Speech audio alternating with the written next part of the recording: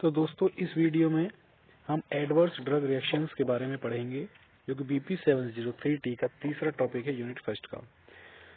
तो जब कोई ड्रग हम किसी पेशेंट को देते हैं तो उसके दो तरह से इफेक्ट आते हैं, एक डिजायर्ड इफेक्ट, एक अनडिजायर्ड इफेक्ट। डिजायर्ड इफेक्ट जो है वो यूजफुल होता है, अनडिजायर्ड इफेक्ट यूजफुल नहीं होता है। अनडिजायर्ड इफेक्ट जो है वो हानिकारक होता है, इंजूरियस या नॉक्सियस होता है। एडवर्स इफेक्ट या adverse drug reaction side effect से अलग होता है। साइड इफेक्ट जो एक्सपेक्टेड होता है, उसका पता होता है कि ये रिएक्शन हो सकती है, लेकिन एडवर्स रिएक्शन जो है अनएक्सपेक्टेड होती है, उसका पता नहीं होता है। एडवर्स ड्रग रिएक्शन कई कारणों से होती है, ठीक है। अब वो जो रीजन है, जो कारण है, उन्हीं के अकॉर्डिंग इसको क्लासिफाई किया गया है। 7 तरह के रीजन है और 7 तरह के एडवर्स ड्रग रिएक्शन है।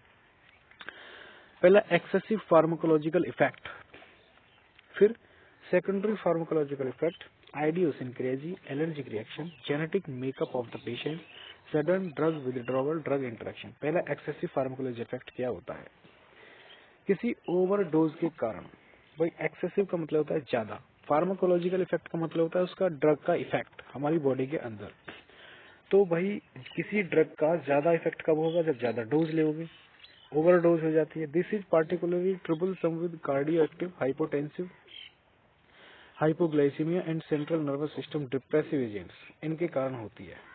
भाई कार्डियो एक्टिव एजेंट्स हो गए, हाइपोटेंसिव हो गया, हाइपोग्लाइसीमिया हो गया, central nervous system depression, CNS depressive agents होते हैं, इनको लेने के कारण हो सकता है एक्सेसिव फार्माकोलॉजिकल इफेक्ट। जैसे हाइपोटेंसिव एजेंट्स जो हैं वो हाइपरटेंशन में यूज होते हैं, ब्लड प्रेशर को लो करने के लिए यूज होते हैं हाइपोटेंसिव।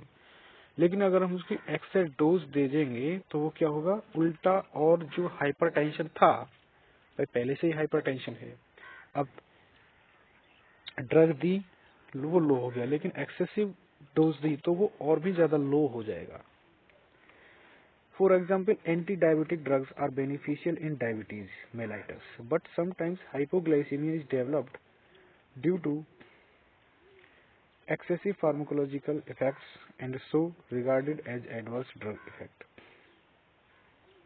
एंटी डायबिटिक ड्रग क्या होती हैं?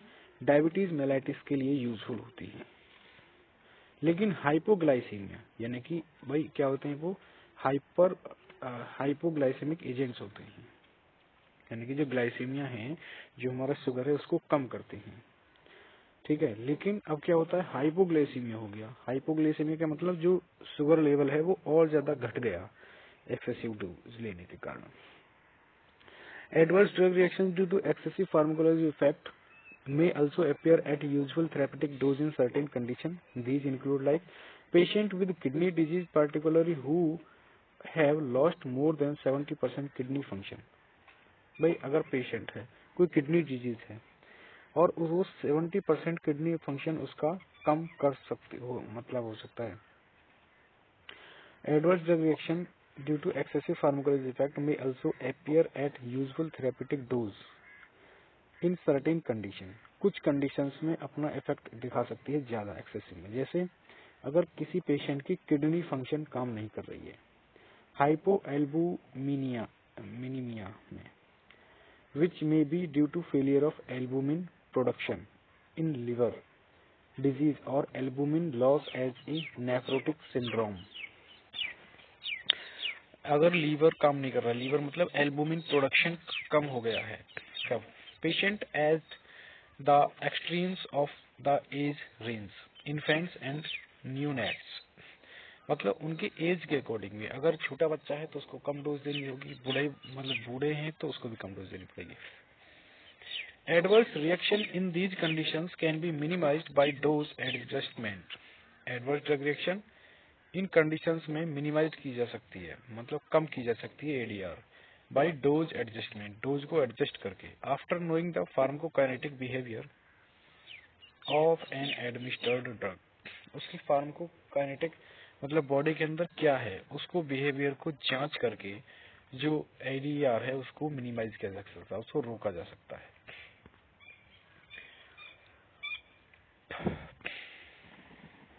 ठीक है, तो इसमें हमने पढ़ा एक्सेसिव फार्माकोलॉजी इफेक्ट में कि ओवरडोज के कारण होती है।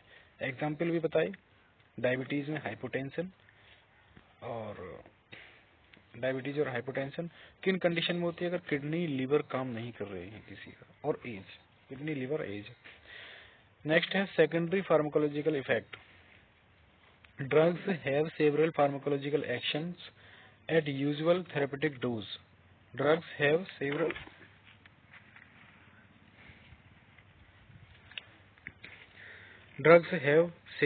pharmacological actions at usual therapeutic dose, but it prescribed solely for one of these beneficial actions.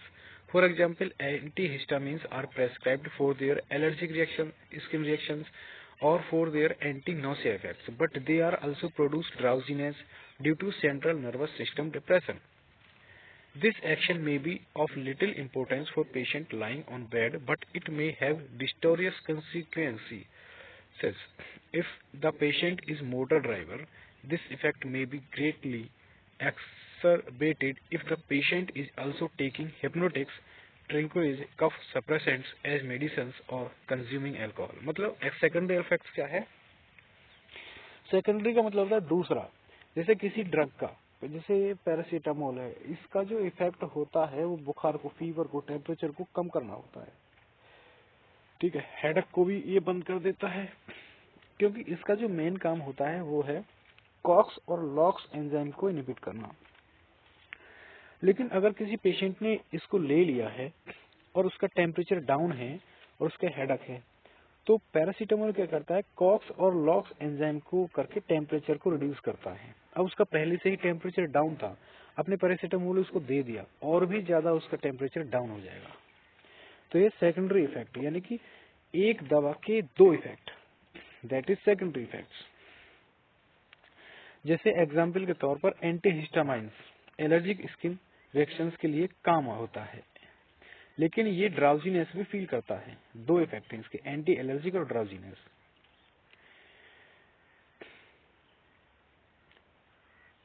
तो अगर कोई पेशेंट है, वो मोटर ड्राइवर है, यानी कि कोई ड्राइविंग कर रहा है, तो उस समय पर उसको ये हानिकारक हो सकती है, उसको नींद आ जाए, चलाते चलाते एक्सीडेंट हो जाए, इस तरह से। आइडियोसिनक्रेसी।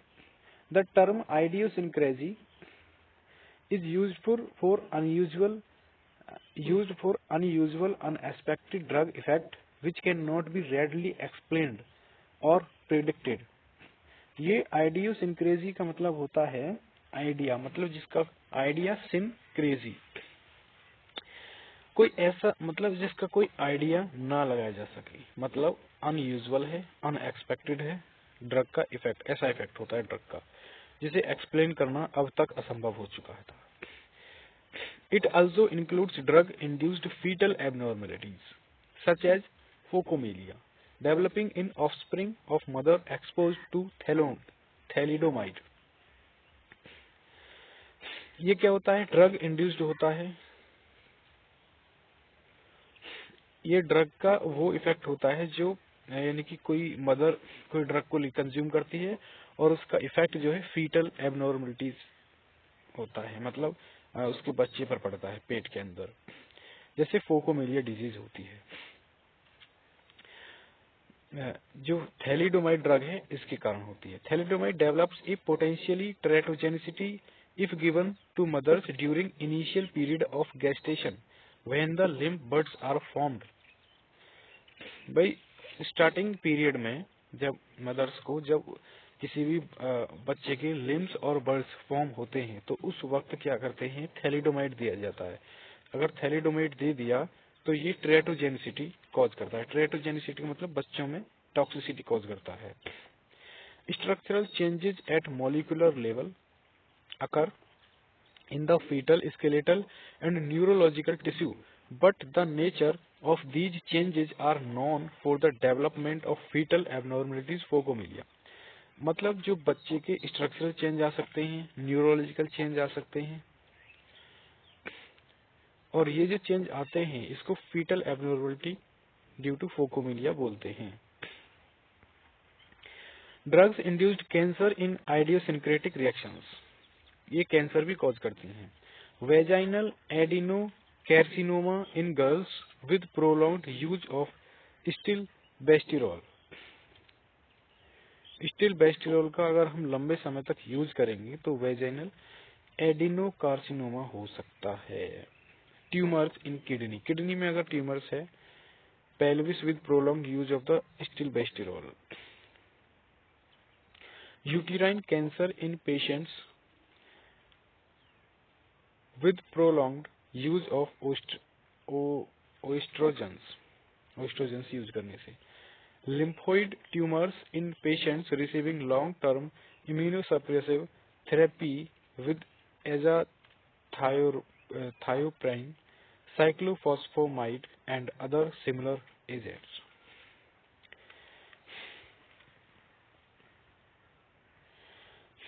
तो ये मतलब क्या था, आइडियोसिंक्रेसी है, मतलब जिसका आइडिया ना लगाया जा सके। जब मदर के पेट में होता है बच्चा, फीटल होता है, और वो कंज्यूम करती है थैलिडोमाइड वगैरह, तो उससे वो क्या कहता है, टेरेटोजेनेसिस कॉज करता है, जिससे और इनिशियली स्टेज में अगर उसको दे दिया जहाँ पर लिम्स और बर्ड्स फॉर्म होते हैं बच्चे के।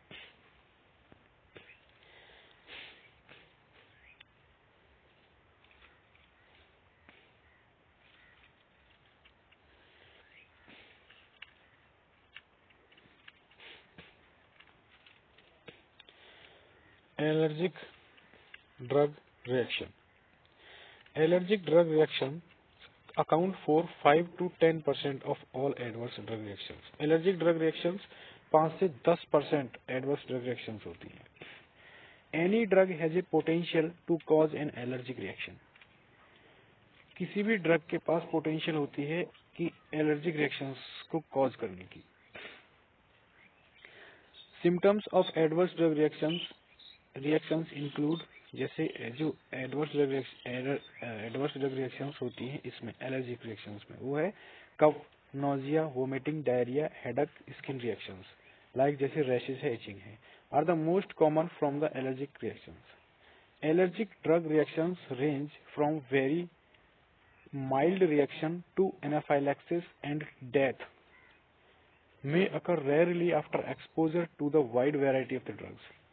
एलर्जिक ड्रग रिएक्शंस क्या होती हैं, ये कई तरह की होती हैं, छोटी से बड़ी तक, यानी कि माइल्ड रिएक्शन से लेकर डेथ तक होती हैं। डिपेंड करता है ड्रग्स पर। Allergic drug reaction, allergy symptoms are the result of chain reaction that starts in the immune system.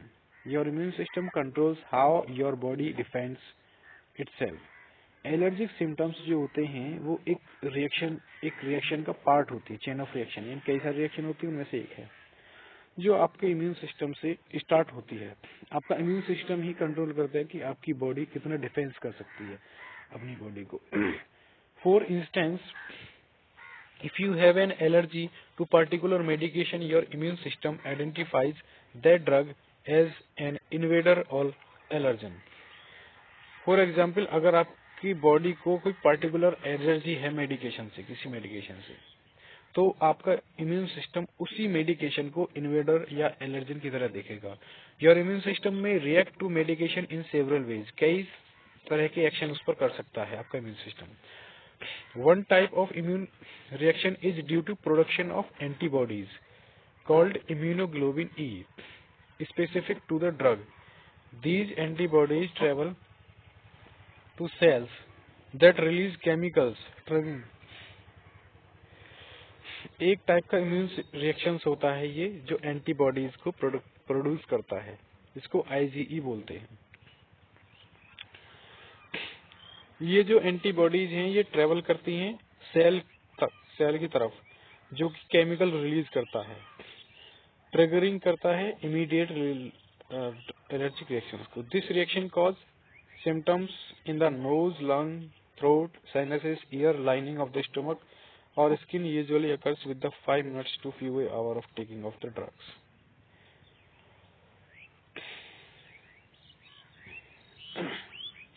Genetically determined toxicity. For example, patient of selected genetic makeup are the substantially great than average risk for some specific drug toxicities. For example, glucose 6-phosphate dehydrogenase is involved in degradation of the glucose for production energy. Glucose से क्या energy produce होती है। और glucose जब degrade होता है तभी उससे एनर्जी रिलीज होती है। ग्लूकोज डिग्रेड कब होगा? जब ग्लूकोज 6 फॉस्फेट डिहाइड्रोजिनेज ये एंजाइम होगा। अगर इसकी डिफिशियंसी है तो इस कंडीशन में रेड ब्लड सेल्स हैं ब्रीक हो जाते हैं, यानी कि टूट जाते हैं जब बॉडी एक्सपोज होती है सर्टेन ड्रग्स को और stress of infection. It is hereditary which means it passed the down in families. G6PD deficiency occurs when a person is missing or does not have enough of an enzyme called G6PD. This enzyme helps red blood cells works properly. ये RBC को works करने के लिए promote करता है। अगर ज्यादा ही है G6PD तो ये लीड करता है रेड ब्लड सेल्स को टूटने का। Certain population in Africa and Southeast Asia deficient is glucose 6-phosphate dehydrogenase, and therefore there are substantially risk of developing hemolytical disease after the use of anti-malarial, primaquine, sulfonamides, guanide, nitrofurantoin.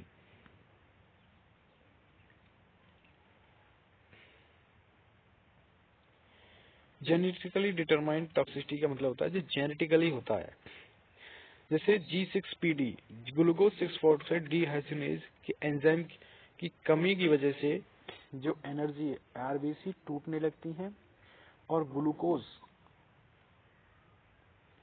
Glucose है वो degrade नहीं होता है। Toxicity following drug withdrawal, जैसे tolerance occurs after prolong use of variety of the drug, narcotic, analgesic, hypnotics, ये मतलब जो है प्रोलॉन्ग यूज के कारण होता है। Sudden withdrawal of such drugs show severe adverse effect, यानी कि लंबे समय से हम कोई दवाई ले रहे हैं अचानक उसको छोड़ दिया, सडन विथड्रॉवल अचानक छोड़ना किसी ऐसी ड्रग को जो सीवियर इफेक्ट कॉज कर सकती है, जिसका वो हैबिचुअल हो चुका है, habituated to central nervous system depression, जैसे इथाइल अल्कोहल है, बारबिचुरेट है, बेंजोडाइजिपीन है, इस तरह से क्लोनिडीन है। Toxicity following withdrawal, drug interaction, whenever 2 or more drugs are being taken, there is a chance that there will be an interaction among the drugs. The interaction may increase or decrease the effectiveness of the drug or side effect of drug. The likelihood of drug interaction increase as the number of drugs being taken increase. Therefore, people who take several drugs are at the greatest risk for interactions. A drug interaction is a reaction between two drugs or between a drug and food, beverage, supplement. Taking a drug while having certain medical conditions can also cause drug interaction. For example, taking a nasal decongestant if you have high blood pressure may cause an unwanted reaction. Drug interaction का मतलब होता है कि दो drug आपस में interact करती हैं। अब दो ड्रग आपस में इंटरेक्ट करती हैं तो दूसरी जो ड्रग है उसके किसी इफेक्ट को, क्योंकि एक ड्रग का कई सारे इफेक्ट होते हैं, तो दूसरी जो ड्रग है किसी एक इफेक्ट को बढ़ा या घटा सकती है, जिसके कारण हमारी बॉडी के अंदर एडीआर हो सकता है।